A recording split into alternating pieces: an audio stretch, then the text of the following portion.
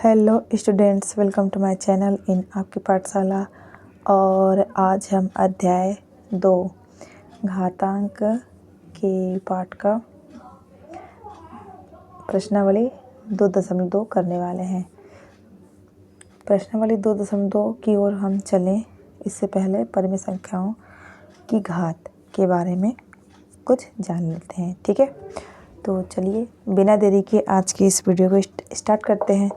तो देखो, परिमेय संख्या बच्चों, इस जो परिमेय संख्या है ना, इसके बारे में हमने पिछले और उससे पिछले के कक्षाओं में हमने जाना है। मतलब परिमेय संख्या क्या है, जिसे P/Q मतलब बटे के रूप में प्रदर्शित कर सकते हैं या लिख सकते हैं, वो क्या कहलाती है, परिमेय संख्या है।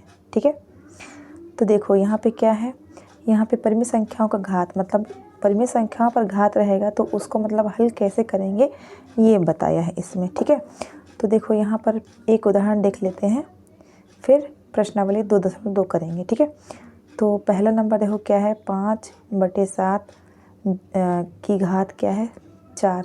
एक चीज़ ज़रूर नोट करिएगा कि अगर ये कोष्टक ऐसे दे दिया गया है ना, इसका मतलब क्या, जो ये घात 4 है ना, इस 5 पर भी रहेगा और इस 7 पर भी रहेगा। ठीक है ना, अलग अलग घात नहीं मानेंगे। क्यों नहीं मानेंगे? क्योंकि इन दोनों को ये कवर करके ऐसे सबसे आखिरी में, मतलब सबसे लास्ट में ऊपर की ओर घात दिया गया है, मतलब इन दोनों के लिए है ना। तो इसका मतलब क्या है, देखो मतलब 5 को 4 बार लिखकर गुणा करेंगे और 7 को 4 बार लिखकर गुणा करेंगे, यही मतलब है। ठीक है ना। अब हम सीधे चलते हैं प्रश्नावली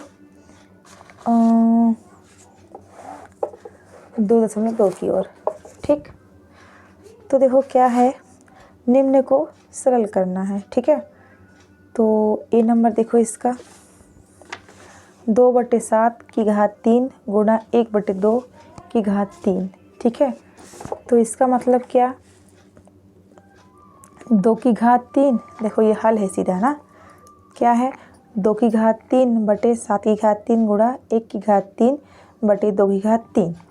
और इसको और सरल कर लिए, मतलब 2 को गुणा 3 बार, 2 को 3 बार लिख के गुणा कर लेंगे और बटे में 7 को 3 बार लिख के गुणा कर लेंगे, और यहाँ 1 को 3 बार लिख के गुणा कर लेंगे और 2 को यहाँ 3 बार लिख के गुणा कर लेंगे। ठीक है, अब देखो 2 को 3 बार गुणा करेंगे तो 8 आया है, और 7 को 3 बार गुणा करेंगे तो 343 आ रहा है। ठीक है, और गुणे में 1 को कितने बार भी गुणा करो उसका गुणनफल 1 ही आएगा। ठीक है, और बटे में यहाँ 8 है ना। यहाँ पे एक चीज़ बच्चों देखो, इसको मैंने क्या किया है, यहाँ पे 1 का गुणा 8 से 8 का गुणा 1 से किए तो ये 8 हुआ, और 343 को 8 से गुणा करेंगे तो यहाँ 2744 आएगा। अब इसको काट लेते हैं। ठीक है, तो 2 से पहले काटेंगे तो ये 343 बार में मतलब ये जाएगा और यहाँ ऊपर में 8 आएगा, तो 1/343 का आंसर आएगा। और यहाँ पे देखो बच्चों, इतना कहानी नहीं करना है। ठीक है, आप लोग पहले इतना लंबा नहीं जाना है, तो इसका छोटा सा और आसान तरीका बता सकती हूँ मैं आप लोगों को, कि देख रहे हो कि 8/343 गुणा 1/8, इसका मतलब क्या कि ये जो नीचे की संख्या है ऊपर की संख्या से भाग ही है ना, यही है मतलब ना। तो ये जो 8 है ना, ये 8 और ये 8 आपस में कट जाएंगे एक बार में, और ये क्या बच गया फिर, 1/43 तो बचा ना। ठीक है ना। ये एक और तरीका आप लोगों को बताती हूँ, पर मुझे जो मतलब जो नियम के अनुसार जो ये है इसका, वैसा मैंने किया। इसको मैंने 8 से, इसको 1 से गुणा किया, और ये 343 को 8 से गुणा किया, पर जब काटना शुरू किया तो फिर लास्ट में 1/343 ही आया। ठीक है, अब देखो ये एक गुणा वाला है और एक सी नंबर, यहाँ पे बी भी वैसा ही है, सी नंबर भाग वाला है ना, इसको मैं करके आप लोगों को बता रही हूँ। ठीक है, तो सी वाले में क्या है, ऋण 5 की घात 3 भागित ऋण 1/5 की घात 2। ठीक है, तो देखना ऋण 5 को मतलब ये भी ऋण रहेगा ना, यहाँ पे ऋण लगाना मैं भूल गई हूँ, आप लोग मत भूलिएगा। ठीक है, यहाँ पे सब में ऋण 5 ऋण 5 ऋण 5 रहेगा। ठीक है, तो और भागित यहाँ पर भी क्या है, ऋण है, पर ऋण यहाँ पे से हट जाएगा। कैसे हटेगा वो मैं बताती हूँ आपको। पहले हम लोग प्रश्नावली 2.1 में पढ़े हैं ना कि ये अगर ऋणात्मक संख्या की घात में अगर है सम संख्या है ना, तो उसका क्या हो जाएगा, ये ऋण हट जाएगा, मतलब ऋण का गुणा होगा तो वो हट जाता है। ठीक है, इसलिए यहाँ पे क्या लिख दी हमें सीधा 1/5 गुणा 5। ठीक है, अब देखो 3 बार गुणा किए ऋण 5 गुणा ऋण 5 मतलब 5 × 5 = 25, फिर इसका ऋण हट गया, फिर ये ऋण 5 बचा है ना, तो फिर 25 से गुणा 5 बार करेंगे तब फिर से वापस ये ऋण 125 आ गया। ठीक है, और भागित 1/25। ठीक, अब इसको पलट देंगे, भाग में है ये, अब गुणा में आएगा तो ये 25 ऊपर आ जाएगा और 1 नीचे आ जाएगा। ठीक है, तो ऋण 125 का गुणा 25 से करेंगे तो 3125 आएगा और ये ऋण रहेगा। ठीक है, इस प्रकार ये 3125 इसका आंसर आया। ठीक, अब देखते हैं ये जो 2 छोड़ी हूँ मैंने आप लोगों के लिए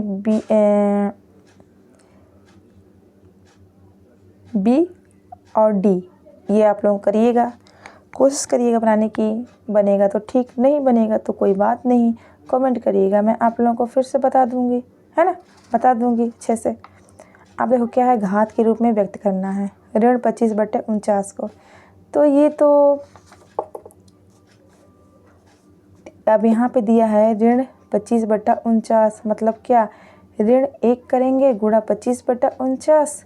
ठीक है, तो ये ऋण 1 रहेगा और गुणा में 5/7, मतलब 5 गुणा 2 बार करेंगे तो 25 आएगा और 7 गुणा 2 बार करेंगे तो 49 आएगा। ठीक है, तो ये ऋण हट जाएगा और यहाँ पे क्या होगा, केवल ऋण 5/7 और दोनों की घात 2 रहेगा। ठीक है, अब बी नंबर देखो क्या है, यहाँ पे 27/125 है, तो ये 3/5 मतलब का ये क्या है, घन है, मतलब 3 बार गुणा करेंगे, 3 बार लिख के 3 को गुणा करेंगे तो 27 आएगा और 5 को 3 बार लिख के गुणा करेंगे तो 125 आएगा। मतलब क्या, 3/5 और दोनों घात 3 होगा। ठीक है, अब हम देखते हैं, इसमें एक छूटा है उसको आप लोग कर लीजिएगा, ये होमवर्क है आप लोगों के लिए। अब हम आते हैं तीसरे प्रश्न पे, सिद्ध करना है। सिद्ध करने का मतलब क्या, कि जो ये जो दोनों पक्ष में लिखा हुआ है संख्या, मतलब इधर इतना लंबा लिखा है, इधर ये केवल 0 लिखा है, तो इधर वाले को हल करके अगर इतना आ गया, 0 आ गया तो ये सही है, सिद्ध हो गया। अगर नहीं आया तो नहीं हुआ सिद्ध। ठीक है, इसका मतलब यही है। तो देखो ये तीसरा का ए नंबर है 5/7 की घात 7 गुणा 7/5 की घात 7 ऋण 3/19 की घात 3 फिर गुणा 19/3 की घात 3 बराबर 0। तो इधर देखिएगा, ये 5 को अगर 7 बार लिख के गुणा करेंगे तो कितना आएगा, 78,125 आएगा, और 7 को 7 बार लिख के गुणा करेंगे तो ये आएगा इकाई दहाई सैकड़ा हजार 10,000 लाख 8,23,543।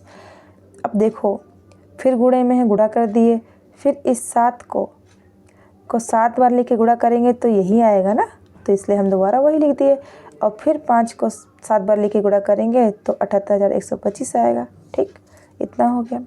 यहाँ ऋण है तो ऋण कर दिए।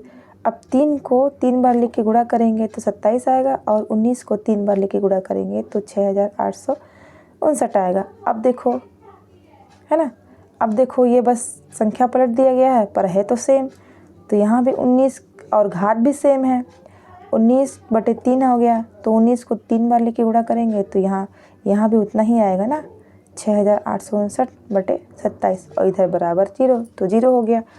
अब देखो यहाँ पे बटे बटे में है, मतलब क्या, ये आपस में कट जाएंगे, मतलब ये एक बार में कट जाएगा, ये इससे एक बार में कट जाएगा, सेम संख्या है ना। और ये 78 4 125 ये कट जाएगा, क्योंकि बटे मतलब भाग होता है और भाग का मतलब होता है काटना, ठीक है। और 27 से 27 कट गया और 6859 से 6059 कट गया। और मतलब कितना बार में जा के, कितने बार में, एक बार में, एक बार में, एक बार जब में जा कट गया, ठीक है। अब देखो, अब एक का एक में भाग देंगे तो क्या एक ही तो आने वाला है ना। तो देखो यहाँ का एक और ये ऋण का चिन्ह है और यहाँ एक आएगा बराबर 0। तो एक में एक गया, कितना होता है, 0 होता है ना। तो वही चीज़ को बताना था हमको, तो 0 बराबर 0 आ गया, मतलब इतनी सिद्ध हम ये सिद्ध हो गया, ठीक है। उम्मीद बच्चों आप लोगों को ये चीज़ समझ में आई होगी, ठीक है। अगर नहीं आई होगी तो कमेंट करिएगा, मैं फिर से समझा दूँगी, ठीक। अब देखो ये B और C, ये आप लोग होमवर्क है, कर लीजिएगा, नहीं बनेगा कमेंट करिएगा, मैं बता दूँगी, ठीक। अब आगे बढ़ते हैं। अब देखिए आते हैं प्रश्न नंबर 4 पर, सत्य असत्य लिखना है। अब सत्य असत्य हम कैसे बताते हैं गणित में, कि हल करके देखते हैं, है ना। ये तो सीधे दिखाई दे रहा है। देखो ऋण 5/4 की घात 65 बराबर ऋण 5 की घात 65 और बटे में 4 की घात 65। तो ये सही है। कैसे सही है, मैंने पहले बताया था कि परिमेय संख्या में अगर घात दिया है तो बटे वाली दोनों संख्या ऊपर और नीचे के लिए घात क्या होगा, एक ही घात होगा। तो देखो 65 इसकी घात है और इस 65 इसकी घात है, मतलब ये सत्य है, ठीक। तो इसलिए सत्य लिखाया। अब देखो बी नंबर क्या है, ऋण 32/19 दोनों की घात 150 बराबर 32 की घात 150 बटे 19 की घात 150। तो ये भी सत्य है, ठीक है ना। कैसे सत्य है कि देखो ना भाई, ये इन दोनों की घात 150 लिखा था, तो यहाँ तो इन दोनों में घात उतना ही ना है 150, इसलिए ये भी सत्य है। अब इधर देखिएगा 25 × 3 की घात 5, तो इधर देखो 25 × 3 की घात 5 क्यों असत्य है, क्यों असत्य है, इसलिए असत्य है कि अगर कोष्ठक में ये आ गया इन दोनों की, मतलब कि जो फिर बाहर घात लिखा है तो मतलब दोनों में घात 5 ही होगा, पर यहाँ पे क्या लिखा है 25 की घात 5 नहीं लिखा है, इस कारण इसे यहाँ पे असत्य है। और यहाँ पे 3 की घात केवल 5 लिखा है, ठीक है। अब देखो 27/16 की घात ऋण 15, तो यहाँ पे देखो 27/16 की घात 15 बटे 16 की घात 15। तो यहाँ पे क्या है, ऋण 15 है, इसलिए ऋण 15 लिखना पड़ेगा। इसमें ऋण नहीं लिखा है, इसलिए यहाँ ये भी क्या है, असत्य है। इसी के साथ बच्चों आज का ये अध्याय और प्रश्नावली भी समाप्त होता है, पूरा होता है, ठीक। आप लोगों को ये वीडियो कैसा लगा कमेंट करके ज़रूर बताइएगा। अगर अच्छा लगा होगा तो इस वीडियो को एक लाइक करिएगा, अपने दोस्तों से इस वीडियो को शेयर करिएगा और मेरे चैनल को सब्सक्राइब करिएगा। मिलते हैं नेक्स्ट वीडियो में, तब तक के लिए bye bye and take care. जय हिंद, जय भारत, जय छत्तीसगढ़।